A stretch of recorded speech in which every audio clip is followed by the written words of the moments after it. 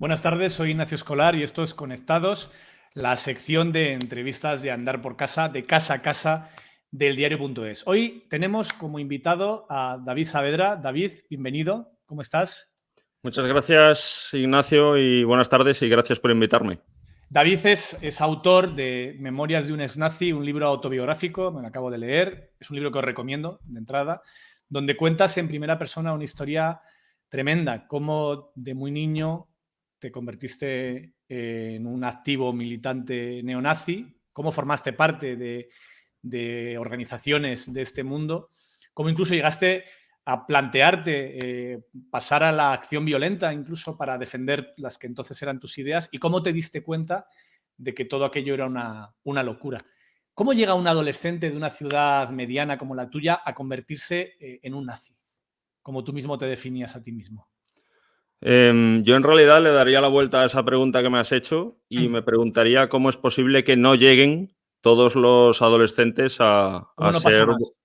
sí, a militar o a formar parte de este tipo de grupos.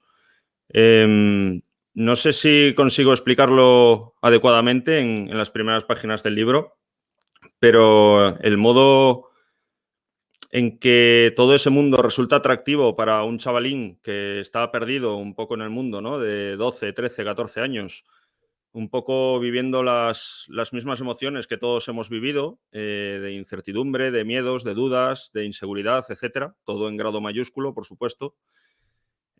Toparse con un discurso que constantemente habla de fuerza, de poder, de gloria, de honor, de épicas batallas, de grandeza, etcétera, etcétera, etcétera, insisto, en mi caso fue claramente imparable, sumado además al hecho lo he investigado, lo he intentado rastrearlo con los pocos miembros de la burbuja con los que todavía tengo algún contacto y a ellos les pasó lo mismo. La Tú te refieres a absoluta. la burbuja, para que nos entiendan los espectadores, como todas aquellas personas que en aquel momento compartíais una visión común del mundo, donde erais unas víctimas de una conspiración mundial que intentaba trastocar la realidad, que ocultaba información a la sociedad y donde vosotros os sentíais con un conocimiento y una verdad que nadie más tenía, un poco en el mismo proceso en el que se radicalizan muchísimas personas en el mundo.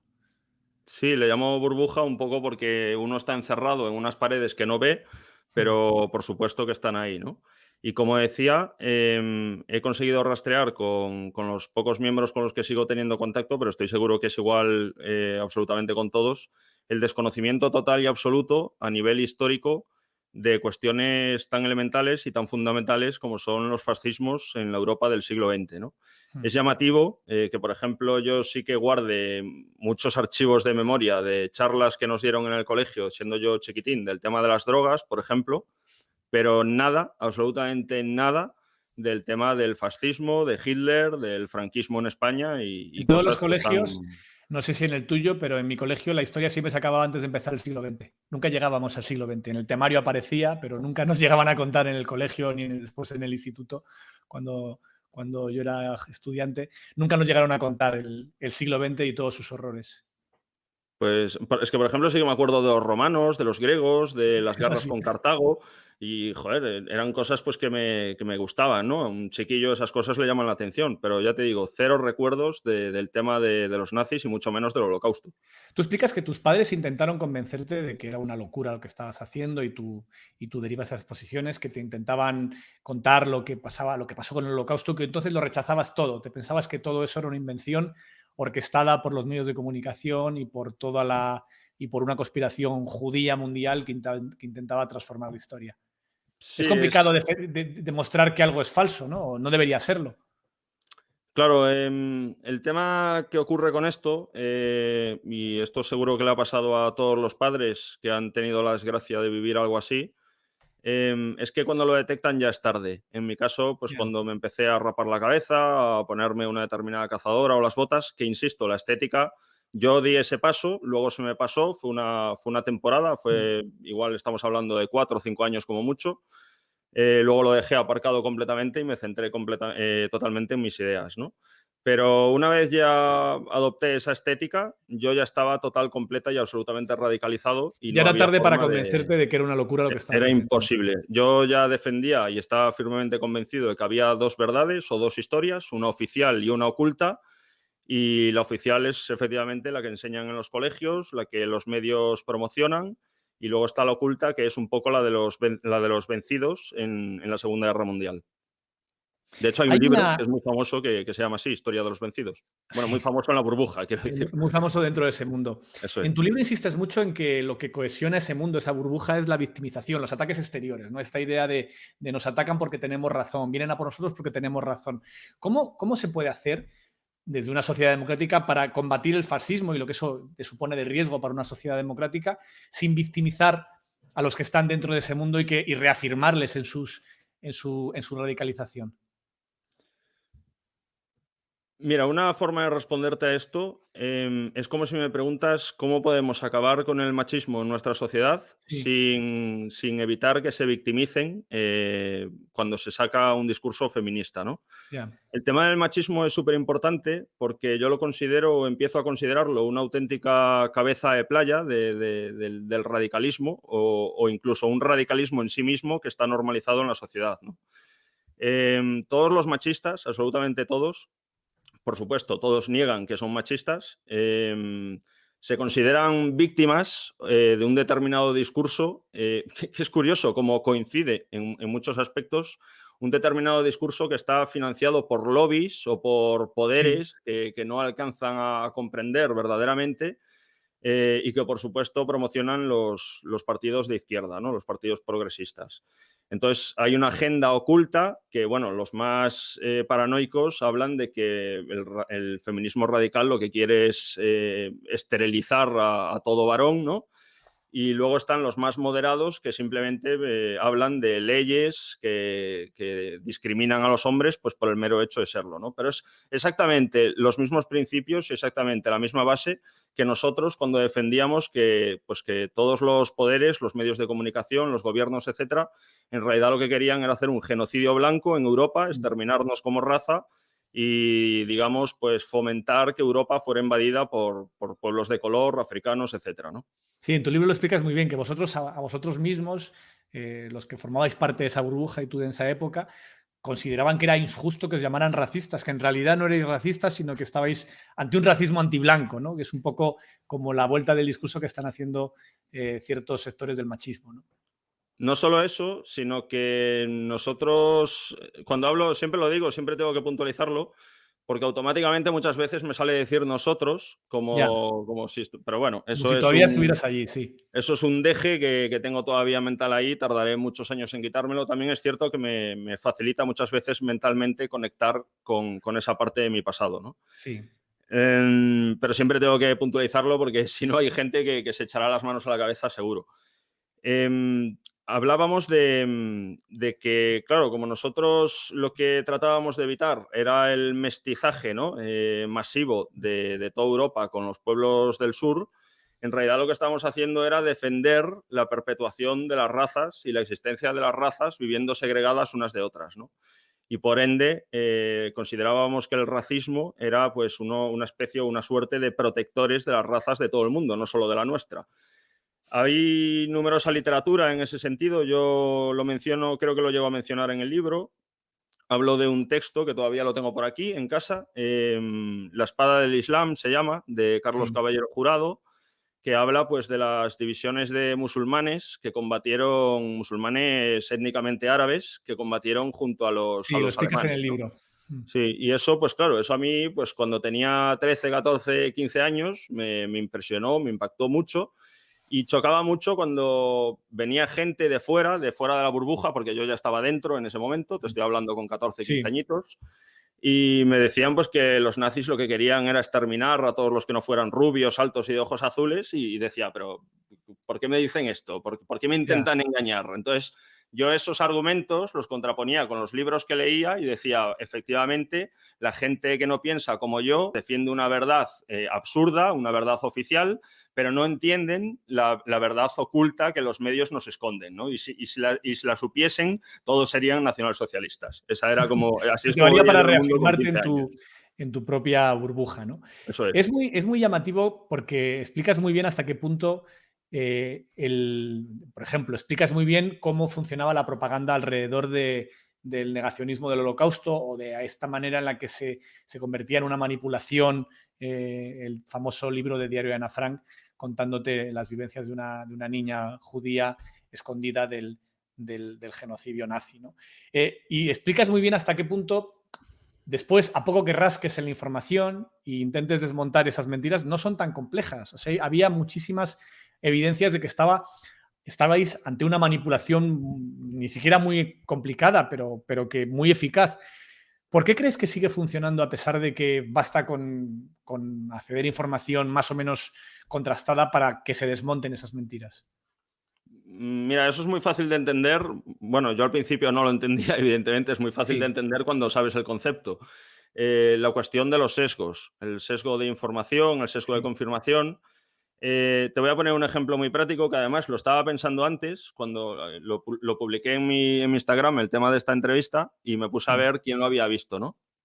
Después de la entrevista con Jordi, Ujú. mis redes sociales se llenaron de trolls de Sí. mis antiguos colegas, ¿no? Para insultarte. Insultándome, amenazándome. Bueno, estuvieron ahí durante una semana. Sí. Han desaparecido. Mm. Desaparecido completamente. Y eso es porque no, o sea, no es que no les interese o no quieran ver lo que yo quiero decir, es que el propio sesgo les impide analizar la información que yo tengo que ofrecer. O sea, de Mm. alguna manera, no solo está el sesgo, que yo es lo que defino como lo que son las paredes de la burbuja, sino que hay otro factor más que le llaman los psicólogos disonancia cognitiva, que es esa sensación violenta o de desasosiego que sentimos cuando nuestras ideas se ven comprometidas, es decir, Mm. cuando viene alguien de fuera a contradecirnos. Esa sensación incluso violenta que hace que muchos pierdan los papeles y tal, es la disonancia cognitiva. Tú lo comparas incluso con Y el eso es lo que terraplanismo, bloquea que a es estas personas de seguir a mí dándome la tabarra y molestándome y amenazándome e insultándome. es como el famoso cartel de Expediente X, este que decía: "I want to believe", quiero creer, Eso es, quiero totalmente, creer. totalmente. Hay un paralelismo que no sé si compartes. Gran parte del auge del fascismo en los años 20-30 tienen que ver con que nace la propaganda. La primera propaganda industrial con la radio, con el cine, con los actos de masas, ante una sociedad que no tenía anticuerpos frente a la propaganda, frente a ese tipo de propaganda. ¿No tienes la sensación de que con la llegada de las nuevas tecnologías, de las redes sociales, de Internet, nuestra sociedad no tiene de nuevo anticuerpos para protegerse de esa propaganda y que tenemos muchos riesgos de caer en fenómenos de polarización extrema como los de principios de siglo con esta nueva ola de propaganda que no sabemos combatir desde la sociedad? No, y es imposible. Yo creo que ellos tienen la batalla ganada con eso. La cuestión de este tipo de propaganda o publicidad o como quieras Mm. llamarla es que funciona a un nivel emocional, no racional. Sí. Em, Antes, por ejemplo, mencionabas la verdad es que los nazis, los nacionalsocialistas en Alemania, fueron bastante revolucionarios en muchas de las medidas que utilizaron. Por ejemplo, en los cines, antes de la emisión de las películas, sacaban o sea, conseguían que se proyectasen sus mensajes, o sea, eran capaces de llevar sus discursos A por eso me refiero, a este métodos uso sencillos a industrial de las la, nuevas tecnologías, entonces el cine y la radio, para la propaganda política. Sí, además es que fueron de los primeros en utilizar masivamente estos elementos como medios de propaganda. O sea, si Joseph Goebbels viviese en el siglo XXI y viese Internet, vamos, o sea, Ya. se echaría las manos a la cabeza, ¿no? El tema este de lo que me preguntabas, si ahora no hay anticuerpos o no podemos estar preparados, es que los mensajes que ellos utilizan, el discurso, el origen de cómo lo argumentan todo es exactamente igual que en el siglo XX, pero no quiero decir que con eso, es que son como los nazis del siglo XX, no, es que son cosas que funcionan, que siempre han funcionado y que seguirán funcionando.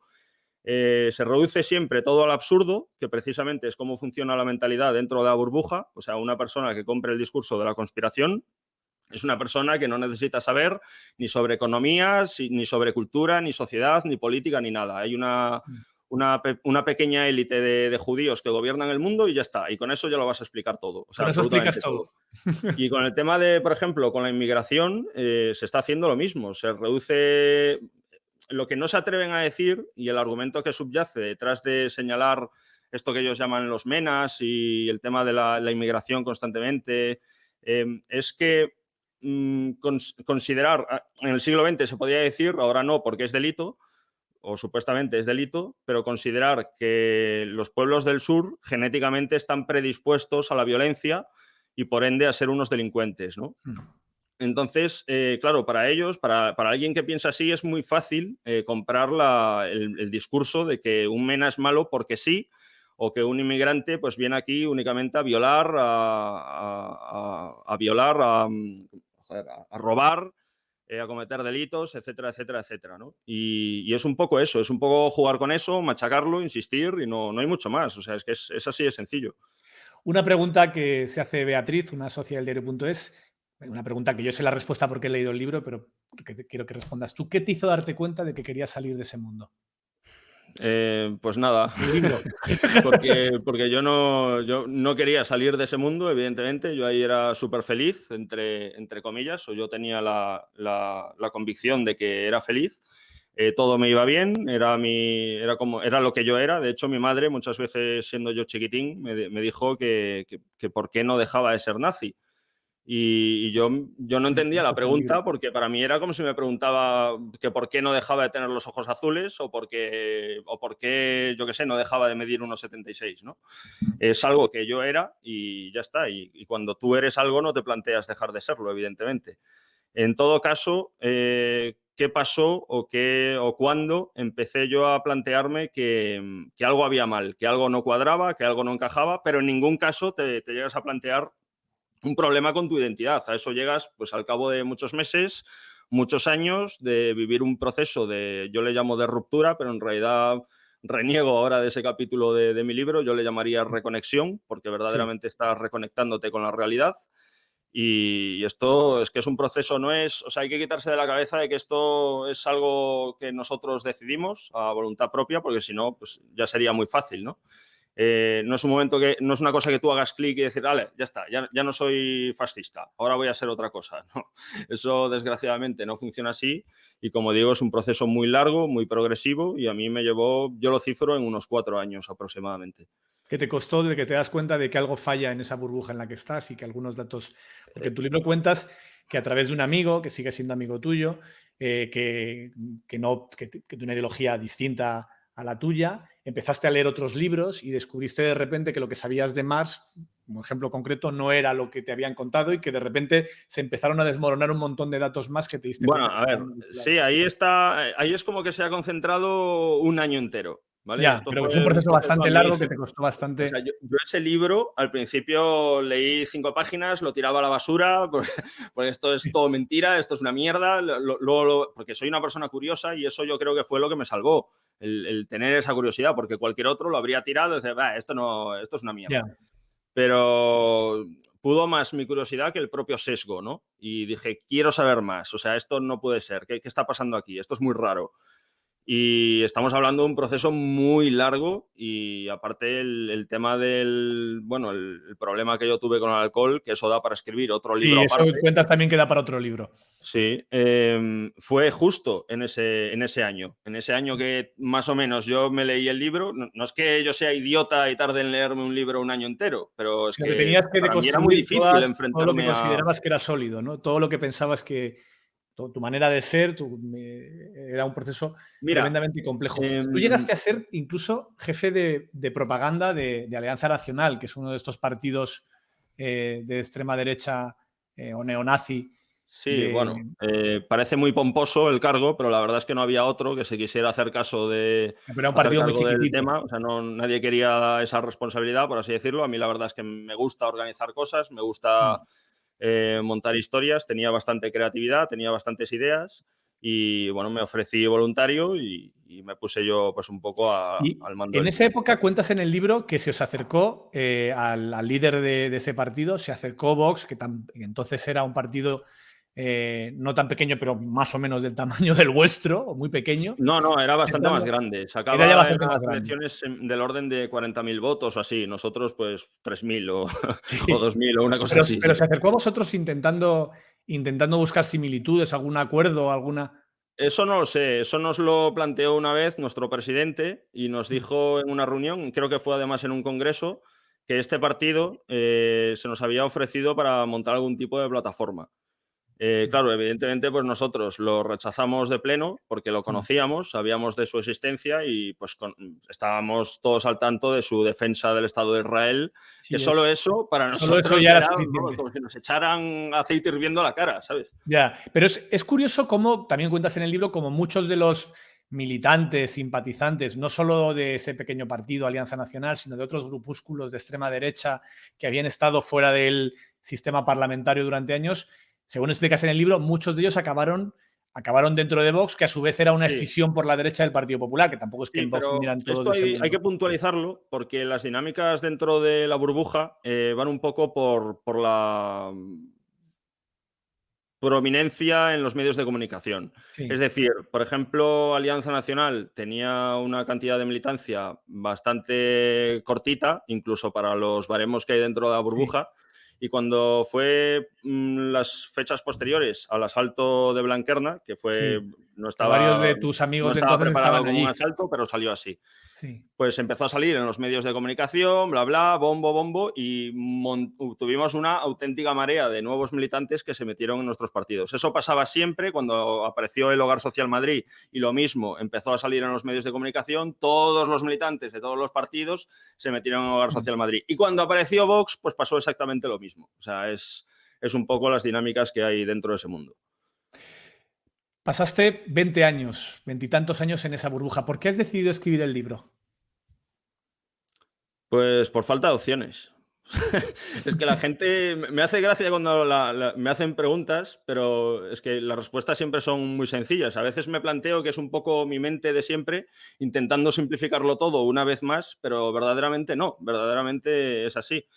Claro, yo en el punto que desencadenó la pregunta que me pasaste antes de una lectora, Sí, eso fue muy largo, fue a más, a más, a más, a más, hasta que yo toqué fondo. O sea, yo lo llamo tocar fondo y con tu permiso voy a pasar un poco de puntillas sobre este tema, pues porque para mí es bastante duro mm, y me lo preguntan siempre y la verdad es que agota mentalmente. ya.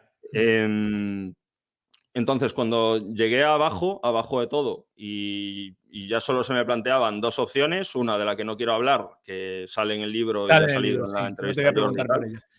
y se me planteó otra que al principio era muy vaga, era algo, claro, estamos hablando de una persona que durante toda su vida, o sea, toda su vida, desde que tiene uso de razón, su existencia fue cumplir una serie de objetivos, y todos políticos, todos ideológicos dentro de la burbuja, de montar un partido, llegar a la gente, despertar a mi pueblo, bla, bla, bla, bla, bla, bla, ¿no? Mm, Claro, cuando todo eso se cayó, llegamos a un punto importante que es lo que la gente no entiende cuando yo digo que no estoy ideológicamente ligado a la burbuja, pero sí emocional y mentalmente. Eso quiere decir, esto es como cuando te metes en un coche, eh, pisas el freno, pero el coche lleva una inercia y tarda en sí. frenar, ¿no? Pues yo el freno Estás ya con lo una he... inercia de Claro, 2 la décadas, mente le desde cuesta un niño, poco más. cuesta. Eso es, yo ya he pisado el freno hace muchos años, pero el coche sigue andando. Es cierto que más despacio, pero sigue andando.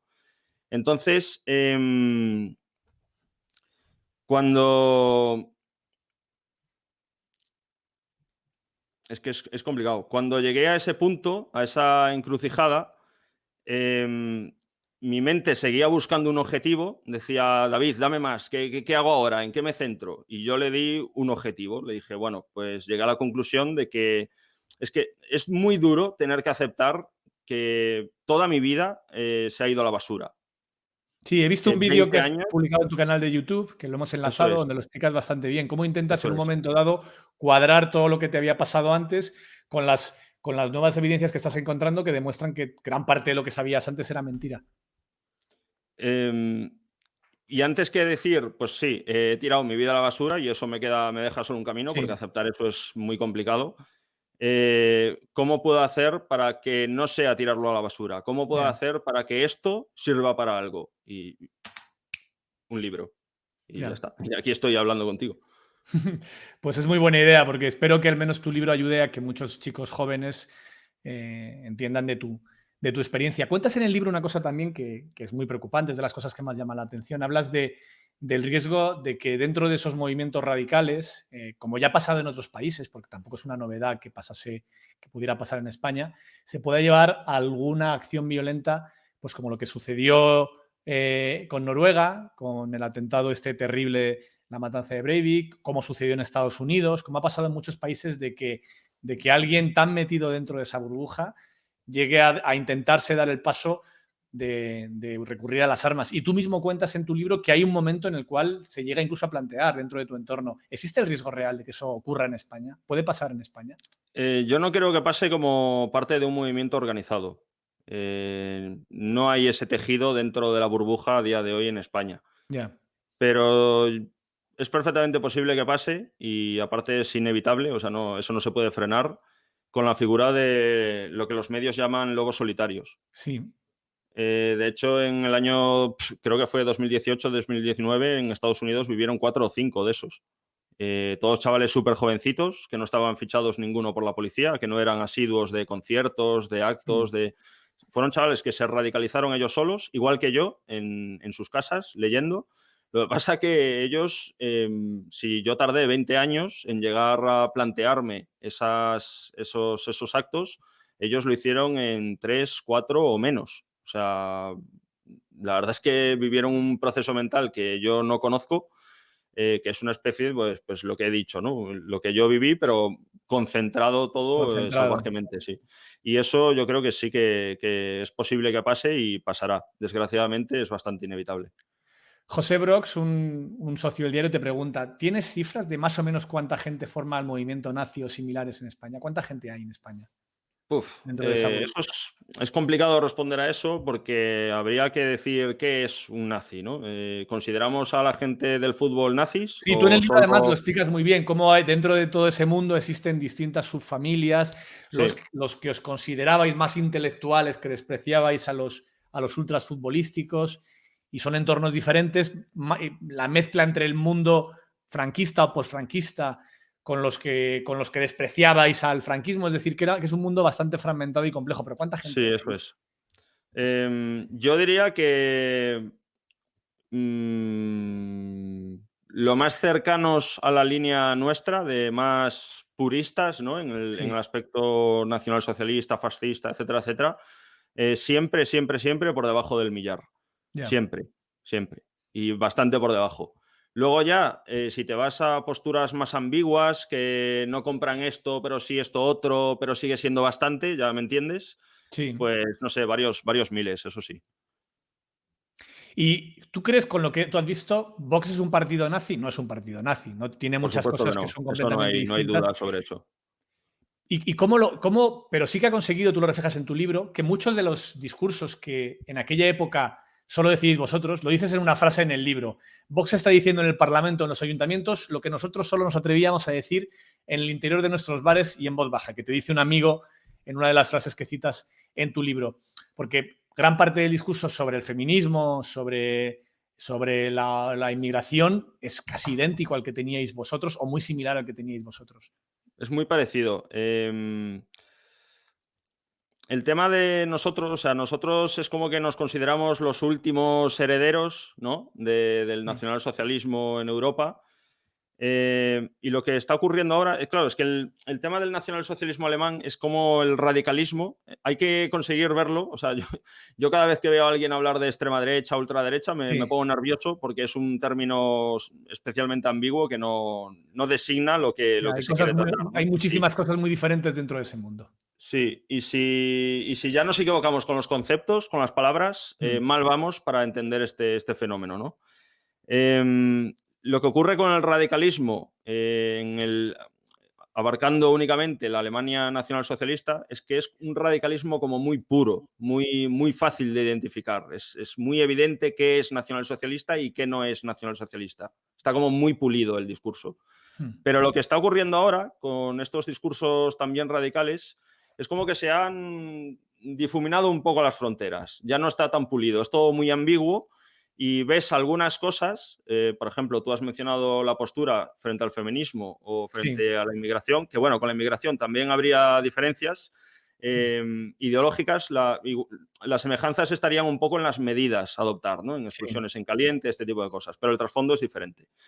Pero luego hay otras cuestiones, por ejemplo, la defensa de la monarquía no se entendería jamás en O la un posición partido frente a nazi. Israel y los bombardeos de Palestina de estos Efectivamente, días, por la ejemplo. postura liberal en lo económico, etcétera, etcétera, ¿no?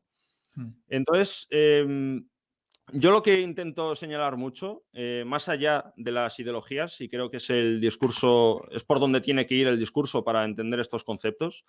A mí me enseñó mucho, y ojo con lo que voy a decir, no estoy alabando la pandemia. A mí me ha enseñado mucho la pandemia en el sentido de la gente que la niega. Las redes Y sociales entender los están procesos de llenas, negación de la pandemia o el terraplanismo, como explicas sí, en tu libro, para efectivamente, entender cuáles son los procesos de radicalización. Eso es. Ahora que lo dices, hay el documental Behind the Curve, que está en Estupendo. Netflix. O sea, yo lo vi y dije, es el mejor documental que he visto sobre la extrema derecha. O Es sea, muy bueno la salvando parte en las la cual distancias. hacen la prueba técnica y descubren que la Tierra es redonda y se les ve ahí. Eso es. Esto es como si yo me leo el libro de Marx y digo, no Sí, me lo creo. Es sí, sí, mentira. sí. Sigo creyendo que Hitler fue el salvador de la humanidad, ¿no?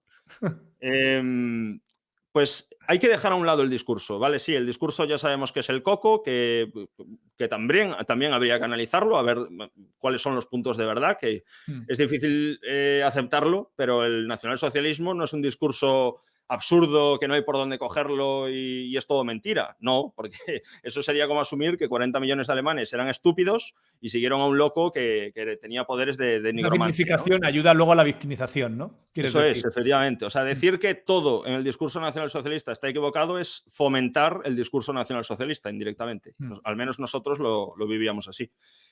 Entonces hay que irse un poco a lo que va antes de la ideología. No paro de señalar, y no me canso de decirlo, que yo cuando leí todos mis libros, el Mein Kampf, la historia de los vencidos, a Eric Norling, etcétera, etcétera, yo ya estaba radicalizado. O sea, no tenía datos dentro de la cabeza, no conocía Fuiste a la buscar la ideología, no propaganda sabía que nada de querías leer, Hitler, ¿no? pero ya era radical.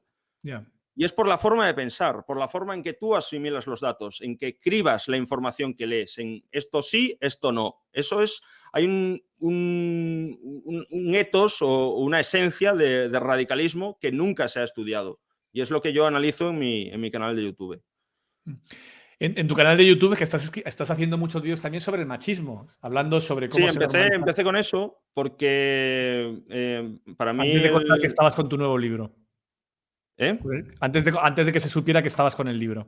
Sí, efectivamente. Empecé un poco por ahí para, bueno, coger un poco de soltura en YouTube y porque para mí leer literatura feminista, las autoras feministas, Ana de Miguel, Coral Herrera, Amelia Valcárcel, etcétera, etcétera, me supuso otro clic, otro parecido con lo que tuve con Marx. Nosotros teníamos un discurso ya preparado que me hace mucha gracia porque mis ex colegas vienen a atacarme con ese discurso, en plan de que sí, que yo ya sé todo lo que me vas a decir, de que pues, el feminismo niega la biología, que está en contra de la maternidad, bueno, cosas, unos poquitos clichés repartidos y aprendidos de memoria, ¿no? Y claro, cuando empecé a leer a estas autoras, pues la cabeza me hizo, ¿qué está pasando aquí? Y me empecé a leer, me empezó a interesar, Intento analizar el machismo porque, insisto, mi futuro me va a llevar a considerarlo un radicalismo en sí mismo, lo que pasa que instaurado desde hace siglos en nuestra sociedad, ¿no? Y que, por cierto, eso está detrás de que este neofascismo, por llamarlo de alguna manera, tenga ya una cabeza de playa bastante importante ganada en la sociedad, porque el discurso que ellos mantienen contra el feminismo ya estaba ahí antes de que Vox llegase. Pero Y lo han hecho muy eso es popular ellos. importante y hay que señalarlo. Te quería preguntar también por las reacciones a esta entrevista que tuviste con mi amigo Jordi Évole en su programa en La Sexta. ¿Has recibido, me imagino, antes hablabas de los insultos de Instagram, has recibido también quejas, amenazas? ¿Cómo se ha tomado ese mundo al que pertenecías, que has dado este paso de contar, pues, que te diste cuenta que aquello era un error y contar lo que cuentas en tu libro? Pues mira, en términos generales, de todo lo que recibí, un 90% muestras de apoyo y cariño. De hecho, algunos mensajes muy emocionantes de desconocidos que se me pusieron los pelos de punta. Y un 10% de amenazas. y dentro de ese 10%, un 1% de gente razonable. O sea, todos los demás dándome la razón, ¿no? Ya. O sea, una persona que está 100% segura de su identidad, de sus ideas, no reacciona. Eso es precisamente la disonancia cognitiva. ¿Tú O cómo te sea, hubieras es dando la tomado razón a los hace 10 psicólogos. años un libro como el tuyo? Hace ¿Cómo? 15 años. ¿Cómo te hubieras tomado tú un libro como el que acabas de escribir? Pues como me tomé Diario de un Skin, que ni me lo leí. Sí, que en Diario Un Skin lo cuentas en el libro, el protagonista es un periodista que se infiltró dentro de ese mundo y que tú llegaste a tener trato con él o con una persona que tenía No, trato con él, yo directamente no, pero el que con, era con mi un mejor tercero que amigo en tenía trato con Galicia, él, sí. el que era mi mejor amigo en Galicia era amigo íntimo suyo. Sí. Entonces, pues era en teoría el encargado de hacernos a nosotros las pegatinas en Resistencia Aérea, que era el Y lo grupo. cuentas. Y bueno, es una situación bastante extraña, sí. No, es muy llamativo esa parte donde explicas cómo, cómo se vivió en ese mundo la llegada de este Claro, infiltrado, ¿no? es que lo que pasa es que él da nombres, yo no lo hago así, yo todos los Sí, nombres que tú has salen querido en el libro están contar todos tu modificados. historia, pero no das nombres de terceros, son Claro, todos nombres. efectivamente. Ni nombres, ni siquiera los motes están todos cambiados. Y bueno, pues exactamente igual. O sea, salió el libro y ni me lo leí. Me imagino Rajé que de habrá él, mucha le gente que se ataqué, le vea insulté, pero reconocido en la no leí su narración. libro. Aunque tú no lo señales, muchos de ellos sabrán quiénes son cada una de las personas que aparecen. ¿Cómo? Sí, bueno, Habrá ellos si muchas se leen personas el que libro, ellos se identifican a sí mismos, pero su vecino claro, del quinto no va a saber que son ellos, que era no lo que a van a mí saber. me interesaba. Así es. Pues una última pregunta. Eres militar, estás en el ejército. ¿Cómo se ha tomado el ejército este paso que has dado? Bueno, he de decir que yo lo hice todo bien, con cabeza. Yo informé por Hablaste conducto primero con tus... reglamentario, como se llama, avisé de todo lo que iba a pasar, de lo que estaba haciendo, de mi libro, de las entrevistas. A día de hoy lo sigo haciendo.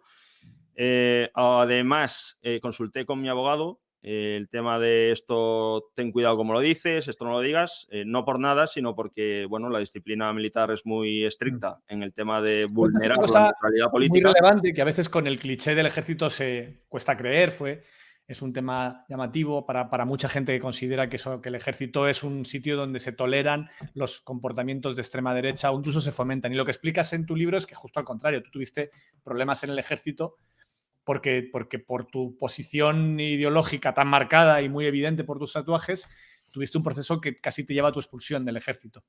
Sí, y de hecho lo que dices, o sea, hay muchísima gente que me sigue, muchos militares que me siguen en el canal de YouTube y me dicen, por favor, haznos entrevistas a los militares para que nosotros podamos hablar de cuál es la realidad respecto a estas cosas. Mira, he visto algunos artículos de prensa un poco de todos lados, de derechas, de izquierdas, atacándome, un poco insinuando incluso Sí, que soy un mentiroso. Se ve que les, no sé, que odian más al ejército que a los nazis. ya. Y, hombre, yo te puedo decir que llevo 16 años en la institución, he estado en dos armas, en infantería y en ingenieros, he sido soldado, he sido cabo, ahora ya no lo soy, saca tus conclusiones.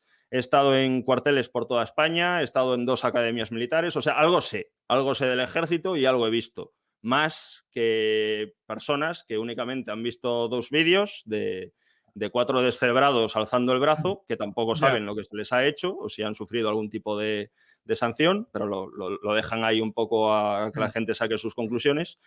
Y insisto, sé bastante de esta institución, de cómo se trata este tipo de temas, porque además lo viví yo en mis propias carnes. Claro. Una última pregunta de otro de nuestros socios, Collo. De todo lo que pasaste en esos 20 años, ¿de qué es de lo que más te arrepientes? Pues mira, he de decir, bueno, de lo que más me arrepiento, ya te respondo automáticamente, de tirar 20 años de mi vida por Sí. el retrete, pero he de decir que gracias a Dios, esto lo he hablado mucho con mi psicóloga y ella está totalmente, me da totalmente la razón, de que no tengo ningún peaje verdaderamente dramático. O sea, yo he conocido Por a suerte gente no que ha acabaste en un hecho. episodio violento grave, ni Claro, no he acabaste... dejado a nadie en silla de ruedas, Ya. no le he sacado a nadie un ojo con una puñalada, etcétera, etcétera. Porque verdaderamente yo conocía a muchos que vieron nacer a sus hijos estando ellos en la cárcel y ellos la cárcel se lo toman pues como una condecoración, como que eso demuestra hasta qué punto están dispuestos a llegar hasta el final por sus ideas, ¿no? Una persona así, que ha sacrificado o que ha tirado a la basura algo tan grande como es el nacimiento de su hijo, jamás aceptará que está dentro de una burbuja. Ya. Y eso a mí, efectivamente, sin duda me ha Debe ser ayudado duro, ya bastante duro, lo explicas bien, aceptar que los últimos 20 años los has tirado a la basura, como decías, pero aceptar que Bueno, además ha tenido quiero consecuencias creer para que un ahora tercero. no los estoy tirando a la basura. Estoy Y ahora haciendo ya. algo con esos años. Sí, sí, no, en eso, pues te doy la enhorabuena por tu libro, de verdad me ha gustado mucho. Memorias de un exnazi, os lo recomiendo a todos los que nos habéis acompañado en esta entrevista. Gracias, David, y gracias por contar este testimonio que creo que más allá del morbo que pueda tener tu historia, que la tiene, sobre todo creo que es un testimonio muy valioso para que otro chaval de 15 años o de 14 años no cometa el mismo error. Gracias por este rato, David, y gracias a los socios y socias que nos habéis acompañado en esta entrevista. Nos A vemos ti, el jueves, Ignacio, que por tenemos invitarme. a Zahara a las 5 en el diario.es.